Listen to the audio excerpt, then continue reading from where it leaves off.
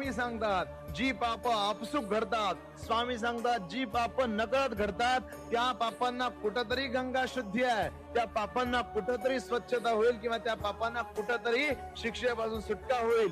पण जी पाप जाणून बुजून केली जातात, जी पाप उद्देशपूर्ण केली जातात, त्याला कुठल्याही शास्त्रात प्रायश्चित्त नाही आहे, त्याला कुठल्याही शास्त्रामध्ये गंगा शुद्धी नाही आहे. लक्षात ठेवा, भगवंतानं सांगितलेल्या मार्गतत्वांवर चालत असताना आपल्याकडून जाणून बुजून कुठल्या तरी गोष्टी होणं आणि नकळत होणं या दोन्ही गोष्टीमध्ये फार फरक आहे.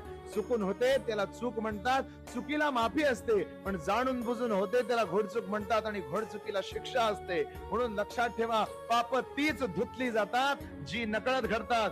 गंगेत जावा, कुंभमेळ्यात जावा, अगर कुठेही जावा, जाणून बुजून एखाद्याचा अपमान करत असाल, जाणून बुजून हेटाळणी करत असाल, जाणून बुजून एखाद्याचा वापर करत असाल, गैरवापर करत असाल, तर अशा पापांना कधीही स्वच्छता, शुद्धता आणि गंगा शुद्धी नाही.